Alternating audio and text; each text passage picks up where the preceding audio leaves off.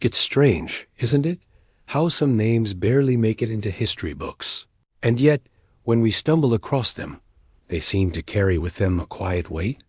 A name like Madge Kirby doesn't immediately spark recognition for most people today.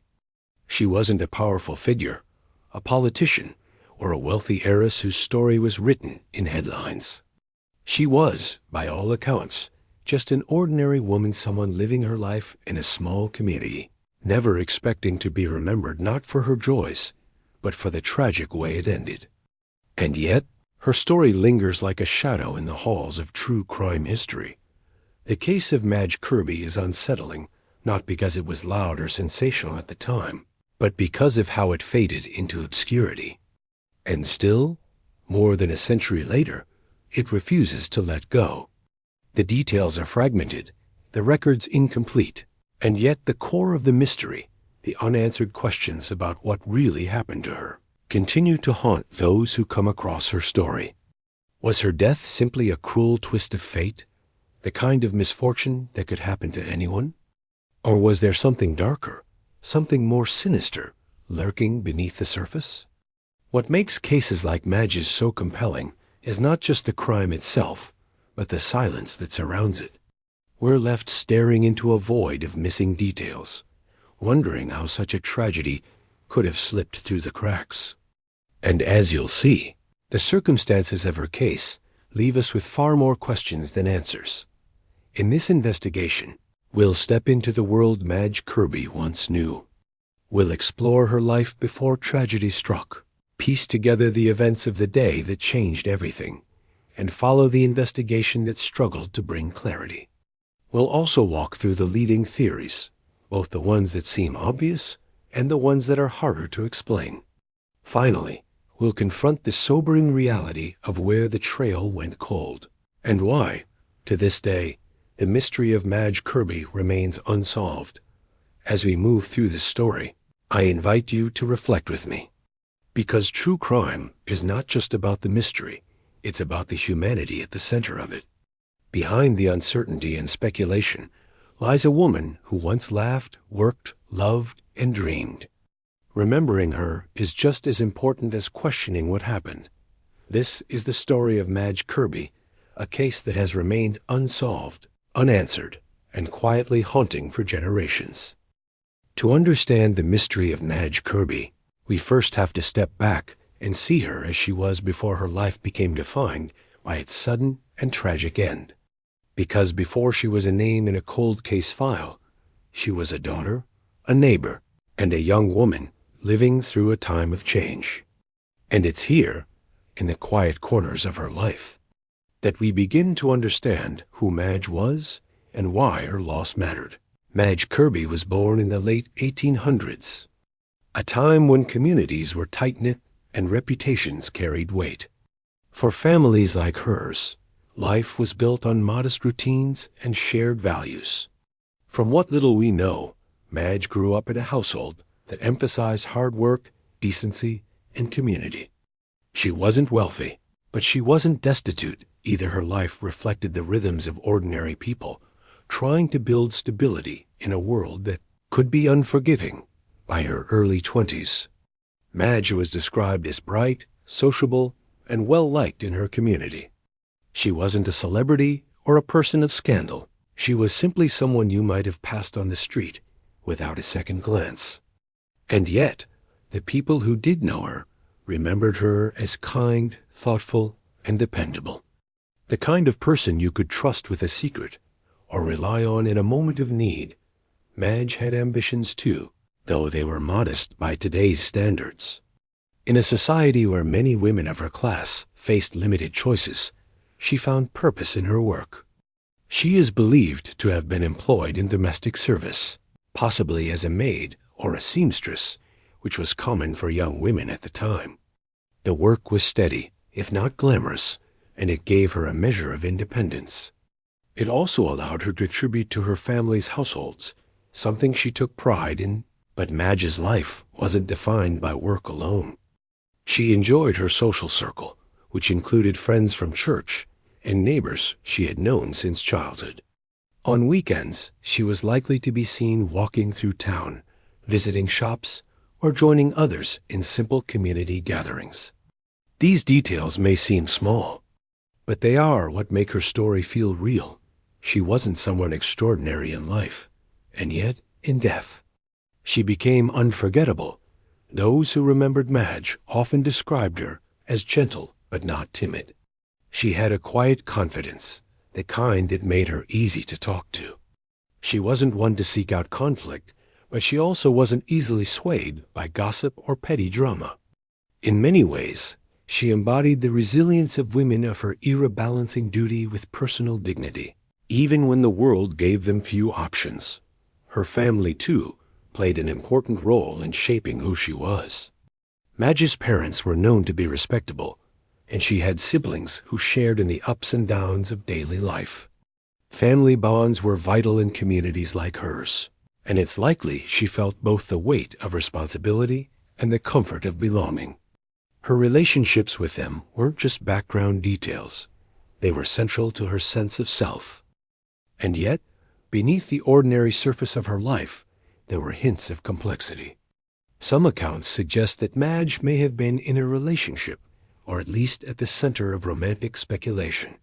In an era when young women were often judged harshly for even the slightest rumor, this could have made her more vulnerable than she realized. Was she being courted by someone who would later play a role in her disappearance? Or was she simply a young woman caught up in the ordinary tangle of affection, misunderstandings, and expectations? When you picture Madge in those last months of her life, it's important to imagine her not as a victim, but as a whole person. She may have dreamed of marriage, of creating a home of her own, or of building a small but meaningful future. She may have had private hopes and fears, just like anyone else. And that's what makes what happened to her so haunting, because behind the headlines and speculation was someone whose life was meant to stretch far beyond the moment it was cut short. If you had met her then, before everything changed, you likely wouldn't have noticed anything unusual. Madge didn't seem to carry secrets, and her days followed the same rhythms as countless others. Work, family, friends, and the occasional small joy. A familiar kind of life, one that feels relatable even across the gap of more than a century. And yet, when we look back now, knowing what we know, it's hard not to wonder if there were signs that something was wrong. Did she ever feel watched? Did she ever confide in someone that she was uneasy? Or was she truly unaware that her life was about to take a turn from ordinary to tragic? These are the questions that linger as we move forward in her story. For Madge Kirby, life before the incident was simple and filled with quiet promise. And perhaps that's what makes the events that followed so difficult to comprehend. She wasn't a woman living on the edge of scandal or danger. She was just Madge, an ordinary young woman whose story would become extraordinary, not because of what she did, but because of the way it ended. And so, as we step into the day everything changed, we carry with us the image of Madge Kirby, not as a case file, but as a person, someone with a family, a future, and a fragile humanity that still resonates today. Every case has a pivot point today when everything ordinary dissolves into uncertainty. For Madge Kirby, that day began like any other. But as the hours unfolded, her footsteps became the last traceable echoes of a life that would vanish into mystery. The morning of her disappearance started quietly. It was a cool, gray day, the kind of morning where the world feels muted, as though holding its breath. Madge was seen leaving the modest house she shared with her family, dressed neatly as she always was. Witnesses later recalled her attire: a simple dress, a dark coat, and her hair pinned in the tidy style she favored. Nothing about her appearance suggested distress or haste. Around 8 a.m., neighbors reported seeing her on the street, walking toward town. She exchanged polite greetings with an older woman tending her stoop. She seemed in good spirits, the woman later told police. There was nothing unusual. She smiled. From there, Madge likely followed her normal route past the cobblestone lanes, the grocers, and the small shops that lined the main street. People remembered her passing, though no one thought to note the details until later. At the time, it was simply routine. Madge Kirby, on her way somewhere, just like she had been countless times before. By 9:30 a.m., she was spotted at a dressmaker's shop where she occasionally worked. The owner said she stopped by briefly, not to begin her shift, but to collect something, possibly fabric she had been mending. She didn't linger. The owner later described her demeanor as calm, though a bit preoccupied, as though her mind was elsewhere. After that, the trail grows fainter. A shopkeeper claimed to have seen her around 10:15 a.m., browsing near a bookstall. Another woman swore Madge had been walking in the direction of the post office not long after. But none of these sightings could be confirmed with certainty. The times blurred together, and what seemed clear at first quickly became clouded in contradictions. By noon, Madge was expected back home. She had told her mother she would return for the midday meal. But when the family sat down at the table, her chair remained empty. At first, they thought little of it. Perhaps she had been delayed at work or had stopped to chat with a friend. But as the minutes stretched into an hour, unease began to settle. At 1:30 p.m., her younger brother went to look for her along her usual paths. He retraced her steps to the dressmaker's shop, then down to the market. No one had seen her since the late morning. A few shrugged and said she must have gone visiting. But those who knew Madge well found this explanation troubling. She was dependable, never one to disappear without word. The family waited through the afternoon, hoping she would walk through the door. Instead, silence deepened. By 4 p.m., neighbors were quietly whispering that something wasn't right. Her absence was becoming noticeable. That evening, when darkness fell and no one had word of her, the first sparks of panic began to ignite. A man later came forward with a strange account. Sometime around 5 p.m., he believed he saw Madge in conversation with a man near the edge of town. He couldn't describe the man clearly, only that he seemed older, and that Madge appeared hesitant, as though caught between staying and leaving. Others disputed the sighting, saying they had seen nothing. But this fragment of testimony would linger in the case file, raising questions about who she might have been with in her final hours. By 7 p.m., her family contacted local authorities. At first, the response was measured. Young women sometimes stayed out later than expected, the constable assured them. Perhaps she had gone visiting in another town. But Madge's family insisted this was unlike her. The night wore on, the streets quieting, and still there was no sign of her. Some neighbors remembered hearing noises that night, footsteps. A woman's raised voice, but no one could confirm if it was Madge. One farmer claimed he saw a lantern moving near the woods just outside town, sometime around 9:30 p.m., but he dismissed it at the time as someone traveling late. Only later, when the news of Madge's disappearance spread, did such details feel chilling. The next morning, the absence was undeniable. Her bed had not been slept in. Her belongings were untouched. It was as though she had stepped out into the day and simply dissolved into the shadows. In retrospect, what makes this timeline so unsettling are the gaps, the missing hours where her path should have been clear, but instead fractures into uncertain witness accounts and conflicting recollections. There was no obvious struggle on the streets, no cries for help that anyone could recall. And yet, by nightfall, a life that had begun so routinely had slipped into mystery. When you think about it, that may be the most haunting detail of all. How an ordinary day can turn into the last day without anyone realizing it in the moment. For Madge Kirby, the quiet morning walk, the brief stop at the shop, the promise to return home for lunch, all of it now reads like the final lines of a story that would never be finished. And as the community awoke to the news that she was missing, whispers began to swell. What had happened between her last confirmed sighting and the moment the sun went down? Who was the man some claimed to see her with? And why did no one hear or see more? These questions formed the foundation of what would soon become a formal investigation, one that would search for answers in interviews, evidence, and rumors alike, but would find only more shadows in the places where clarity should have been. When Madge Kirby was first reported missing, the police response was careful, though not immediate. In those early hours, there was still the lingering belief that she might return on her own, that this was simply a misunderstanding. But by the following morning, with no sign of her, officers began to take her disappearance seriously. The first step was retracing her movements. Police walked the same streets Madge had been seen traveling, questioning shopkeepers, neighbors, and anyone who might have caught a glimpse of her. The dressmaker confirmed she had stopped by briefly that morning, but nothing seemed unusual. A bookstall owner recalled her browsing around mid-morning, though his memory of the exact time wavered. Others along the route offered scattered, often conflicting recollections.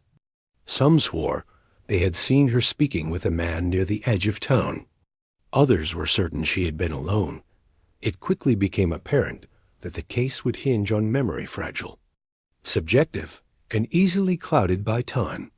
As the investigation widened, police began compiling a list of those who might have had reason to speak with Madge that day. Her acquaintances were interviewed, fellow workers at the dressmaker's, family friends, and young men who had once shown her attention. One of the first names to arise was a man she had been casually acquainted with, someone known in the community for his temper. He claimed not to have seen her in weeks, but others remembered him lingering near the market on the morning she disappeared. When asked to account for his time, his statements grew vague. Still, without tangible evidence, suspicion could not be solidified. Another potential lead pointed toward a married neighbor with whom Madge was rumored to have quarreled. Some said she had rebuffed advances. Others claimed there was ongoing tension between the families. He denied any involvement, insisting he had been at work all day. His wife vouched for him, though some doubted the strength of her alibi. And then there was the stranger theory, possibility that Madge had encountered someone from outside town. Several townspeople described seeing a man they did not recognize loitering near the crossroads in the days before her disappearance. Was this coincidence, or had he been watching? Police made inquiries, but no definitive identity was ever established. What frustrates us, even today, is the stark absence of physical evidence.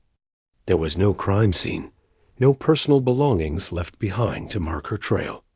Her handbag, gloves, and all items she would likely have carried were never recovered.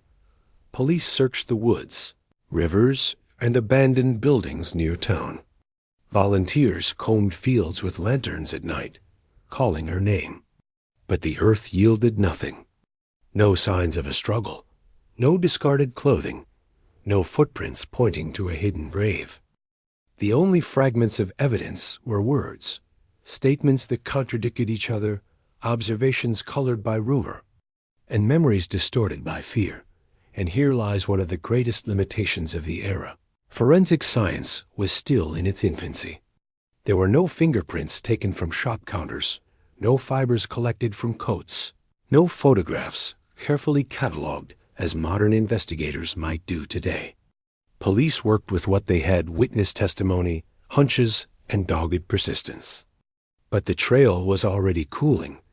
As word spread, newspapers seized upon the story. The disappearance of a young woman always captured attention, and headlines began to frame Madge as both a victim and a symbol. Some papers described her as virtuous and innocent. Others hinted at impropriety, suggesting she may have run away or been involved in secret liaisons. This duality shaped public perception. On one hand, there was sympathy for the Kirby family, who waited anxiously for news. On the other, there was suspicion, a tendency to question Madge's character, as though her actions might explain her fate. Even in the absence of facts, stories circulated freely. The media coverage also pressured police. Each passing day without resolution deepened criticism, with some accusing authorities of negligence. Others believed they were withholding information, perhaps to shield someone of influence. In this atmosphere of rumor and distrust, the investigation often seemed as much about managing perception as it was about uncovering truth. Perhaps the most damaging obstacle was the sheer inconsistency of what people claimed to have seen. One farmer insisted he spotted her near the woods that evening in the company of a man.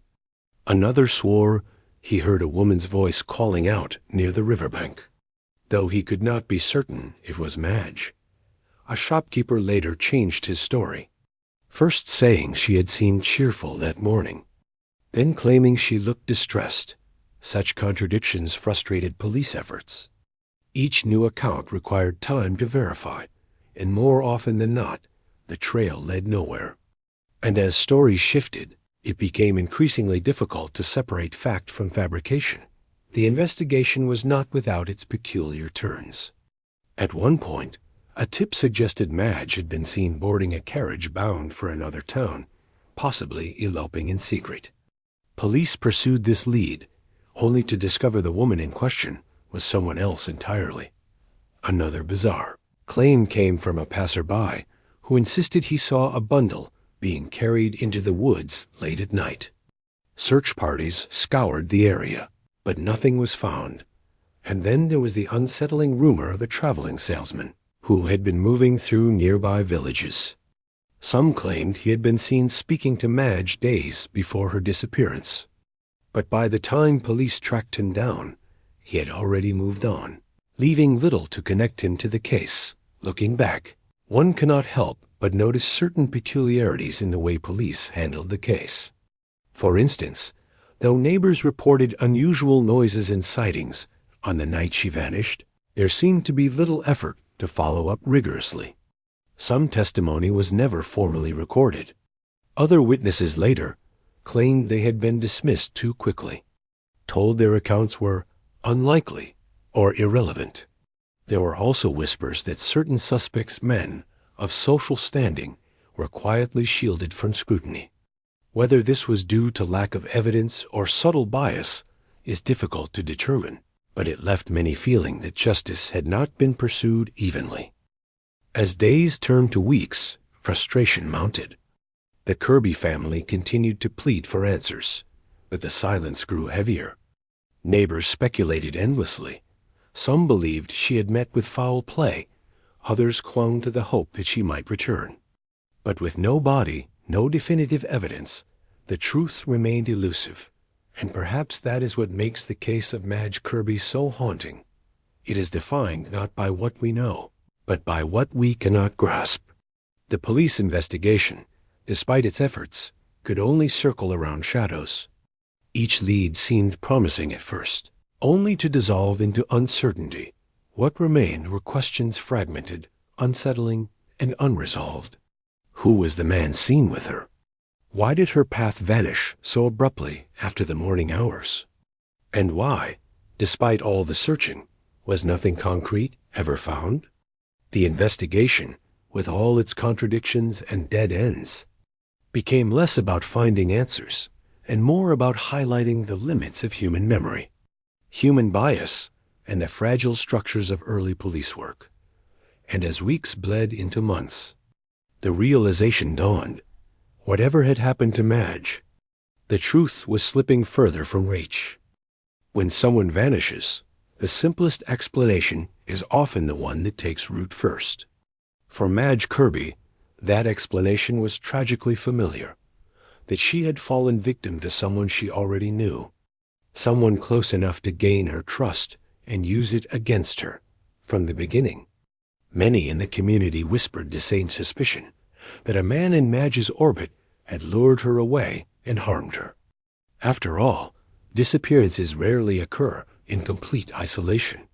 They tend to happen in the quiet spaces between familiarity and betrayal, where trust can be exploited in the most devastating ways.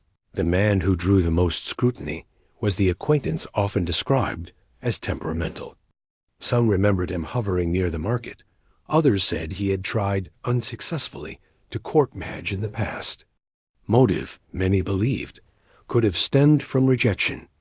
If Madge had refused his advances, or if rumors about her had reached him, he may have felt spurned, his pride bruised in a small-town setting where appearances carried weight. Anger, jealousy, and humiliation could easily turn volatile, and crucially, he had opportunity. If he truly encountered Madge that day, even briefly, he would have had the chance to draw her aside under the guise of conversation. A meeting that might have begun innocently could have escalated into something irreversible. There are fragments of testimony that lend weight to this possibility. A witness recalled seeing Madge speaking to a man near the edge of town. His description loosely matched the acquaintance in question. Others suggested she looked uneasy in that interaction, as though she wanted to leave, but felt constrained by politeness. Then there was the matter of his alibi, which seemed frustratingly vague. When questioned, he offered only generalities. He had been around, he had been seen by others. But when pressed for names or times, his answers faltered. Even his demeanor drew attention. Some described him as evasive, defensive, and unusually quick to anger when the subject of Madge was raised. To investigators, such behavior did not constitute proof, but it certainly stirred suspicion. For police and public alike, this theory made sense. It required no elaborate conspiracies, no mysterious strangers. It followed the all-too-familiar pattern of violence born out of personal grievance. A young woman rejects a man. The man lashes out. The woman disappears. It was an explanation that resonated with the era's assumptions about crime and morality. Newspapers hinted at it, though never outright accused. Locals spoke of it in hushed tones, careful not to level charges without evidence. And yet, despite its simplicity, something about the theory never quite resolved itself. The most glaring issue was absence. If this man had harmed Madge, where was the proof? No weapon, no clothing, no body, nothing ever tied him to the disappearance. The search of his home and grounds revealed nothing suspicious. His belongings, his clothing, his carriage, all appeared unremarkable. Then there was the matter of timing. Several townspeople later insisted they had seen him elsewhere at the critical hour. While these accounts were inconsistent, they introduced enough doubt to weaken the case against him. And perhaps most compelling was Madge's own character. Friends described her as cautious, even wary, around men she did not fully trust. Would she have willingly walked off with him? Or would she have avoided him, as she had done before? If she had felt uncomfortable in his company, it's difficult to imagine her accompanying him into a situation where harm could occur unnoticed. There's also the haunting silence that followed. In cases of domestic or familiar violence, something usually surfaces: whispers of an argument, unexplained injuries, sudden disappearances of items. But here, there was nothing. If this man was responsible, he left behind no trace, no echo of his actions. And in a small town where secrets rarely remain hidden, that absence feels almost unnatural. And so we are left with an uneasy balance. On one side, a theory that fits neatly. A rejected man, a moment of rage, a young woman silenced. On the other, a void of evidence that makes the story feel unsteady. Like a picture missing its central piece. Many believe this man was guilty, that his behavior, his proximity, and his lack of alibi point squarely to him. But there's something that doesn't quite add up. If he was indeed the one responsible, why has nothing ever surfaced? Why did no clue, no confession, no slip of the tongue in all these years ever bring the truth closer? The obvious answer feels in many ways the most convincing. But it also leaves us with the most haunting doubt, that even when the solution seems clear, reality may be far murkier than we are willing to admit. If the most obvious answer in Madge Kirby's case is that someone close to her was responsible, the second theory unsettles us in a different way. It suggests that perhaps her fate had nothing to do with the people she knew at all. but rather that she crossed paths with a stranger, someone who appeared briefly in town and vanished just as quickly. In the days leading up to her disappearance, a handful of witnesses claimed to have noticed unfamiliar faces passing through the area. One man was described as a traveling salesman, another as a laborer moving between farms. Neither was ever directly linked to Madge, but the timing is difficult to ignore. Could it be possible that on that ordinary afternoon, she encountered one of these men by chance? If so, it would explain why those closest to her were unable to provide meaningful answers. Sometimes the greatest danger doesn't come from within the circle we trust, but from an unknown face we never expect to meet again. What makes this possibility all the more haunting are the faint echoes of other disappearances in nearby towns during that same period. Newspapers carried scattered reports of young women who went missing with little explanation, their stories fading into obscurity as quickly as they appeared. None of those cases were ever solved, and none were definitively tied to Madge, yet the similarities are unsettling. It's hard not to wonder whether there was a broader pattern, something that, at the time, authorities failed to recognize. Could there have been a predator moving between towns, taking advantage of rural isolation, leaving each community to believe its tragedy was an isolated event? The idea lingers, uncomfortable but difficult to dismiss. Part of what sustains this theory is the abruptness with which Madge's trail went cold. Beyond one or two vague descriptions of a young woman seen walking, there were no definitive sightings. It was as if she had stepped off the path and disappeared into thin air. When a disappearance leaves behind so little evidence, it raises the troubling possibility of outside involvement. A stranger would have had no reason to linger, no ties to the community, and no one to notice his absence when he left. In some ways, it is the very lack of evidence that makes this scenario feel so chilling, because sometimes silence itself is the most telling clue. Whispers also persist of a different kind of unsettling explanation, that Madge's disappearance may have involved someone not only unknown, but powerful.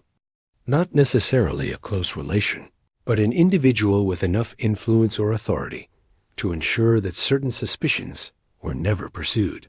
It is, of course, speculation, but history is full of cases where inconvenient leads were quietly set aside. The idea that Madge's fate could have been entangled with such a figure only deepens the unease, leaving us to wonder whether the truth was deliberately obscured. This theory of the outsider, whether a fleeting stranger or someone hidden in plain sight, continues to draw attention because it fills the void left by the first explanation. If those within Madge's life left behind no convincing evidence, then perhaps that is because the answer lay elsewhere, beyond the familiar boundaries of her world. It is a theory at once haunting and unsatisfying haunting, because it reminds us how vulnerable we are to chance encounters. Unsatisfying because it leaves us with no clear resolution, only the disturbing thought that the person responsible could have slipped away unnoticed, leaving behind nothing but silence. In the end, this explanation rests not on evidence, but on absence, the absence of proof against the obvious suspect, the absence of answers from the investigation, the absence of closure for those who searched for her. And yet it endures, because the unknown has a way of unsettling us more than anything else. While it is tempting to believe that tragedies only arise from the familiar, the harder truth may be that sometimes they come from the places we least expect and from people we never truly see. That possibility that Madge's disappearance was the result of an encounter with the unknown is perhaps the most haunting of all. As the weeks turned into months, and the initial urgency of Madge Kirby's disappearance began to fade, the case quietly slipped into that grim category we know all too well, an unsolved mystery. What began with frantic searches, newspaper headlines, and whispered speculations soon dwindled into silence. The authorities had run every lead they could find, yet the truth remained frustratingly out of reach. There were no conclusive suspects, no decisive witness statements, and perhaps most damning of all, no physical evidence strong enough to anchor the investigation. Without answers, the case that once consumed a town slowly became another cold file on a shelf. For Madge's family, this slow unraveling was its own kind of torment. In the beginning, there was hope, a fragile belief that at any moment she might walk through the door or be found safe in some unexpected place. But as time dragged on, that hope began to thin, replaced by the quiet ache of uncertainty. Every knock on the door, every unfamiliar letter, every phone call seemed like it could hold the answer, but it never did. The not knowing was worse than anything. For her mother, it was said that every day carried the unbearable ritual of setting the table and catching herself before laying out Madge's place. A small gesture that spoke volumes about a grief suspended in time. Unanswered questions loomed like shadows over the investigation. Why had there been no definitive sightings after that afternoon?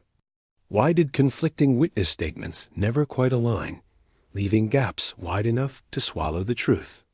Why was there no trace, no clothing, no belongings, no note? Each unanswered question compounded the sense of unease. It wasn't just that the authorities failed to solve the case.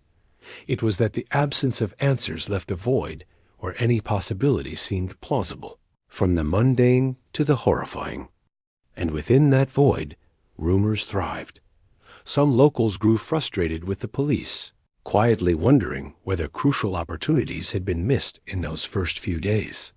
The lack of advanced forensic tools at the time only deepened the problem.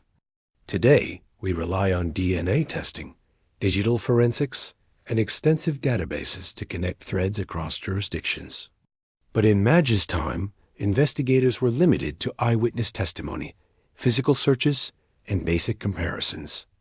That meant that once the trail ran dry, there was very little to sustain momentum.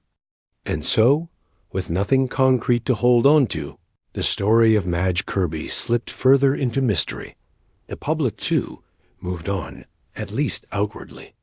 Newspapers that once ran her name in bold headlines eventually shifted to new stories, new scandals, new tragedies. But for those who remembered her, the silence was its own kind of noise. Conversations lingered in kitchens and church pews, spoken softly as though saying her name too loudly might conjure ghosts. Parents told their children to be careful when walking alone, warnings rooted not only in caution, but in the haunting memory of a girl who left one day and never returned. Over the years, there were occasional sparks anonymous tips, letters sent to the police, whispers of sightings in neighboring towns. Each time, the family's hopes would rise, only to collapse again when the lead proved hollow. One particularly strange letter claimed that Madge had run away with a man she barely knew, starting a new life under a different name. Another tip suggested that her remains were buried in an abandoned field just beyond the edge of town. Searches were conducted, and nothing was found. These fragments, though intriguing, ultimately added nothing but more uncertainty to an already fragile story. As decades passed, the case was reopened several times, often coinciding with anniversaries, or when new investigators hoped to bring fresh eyes to the file. But each attempt met the same dead end. Time itself had become the enemy. Witnesses grew old, memories blurred, records were lost, and those who might have known something took their secrets to the grave. What remained were fragments, a few notes in case files, a scattering of newspaper clippings, and the lingering ache of a family that never found closure. Today, the story of Madge Kirby survives not through evidence, but through memory and speculation. It has become one of those quiet, haunting tales that persist precisely because it was never resolved. And perhaps that is what makes it so unsettling. A solved crime allows us to make sense of tragedy, to place it into order, even if the outcome is grim. But an unsolved case like Madge's leaves us with nothing but questions, hanging in the air like echoes that never fade. What happened that afternoon? Did she fall victim to someone close, or was it a stranger who crossed her path at the wrong time? And why, after so much searching, was there never a trace? The trail has long gone cold, but the mystery remains warm in memory. In the quiet retelling of her story, we are reminded of how fragile a single life can be, how quickly someone can vanish without explanation. And in that silence, the unanswered questions linger, not just for her family, but for anyone who dares to reflect on the truth that sometimes, despite our best efforts, the answers never come. And so, the mystery of Madge Kirby remains unsolved, unanswered, and quietly haunting. Her story lingers not just because of what happened, but because of what we may never know. Sometimes, the silence left behind speaks louder than any conclusion. If you had heard of this case before, or if you have your own thoughts on what might have happened, I'd love to hear them in the comments below. Stories like Madge's remind us how fragile life is, and how easily truth can slip through time's fingers. Thank you for joining me in exploring this forgotten story. If you'd like to hear more haunting cases, quiet investigations, and mysteries that still echo, I invite you to subscribe. Together, we can keep these voices alive, ensuring that those lost to time are never entirely forgotten.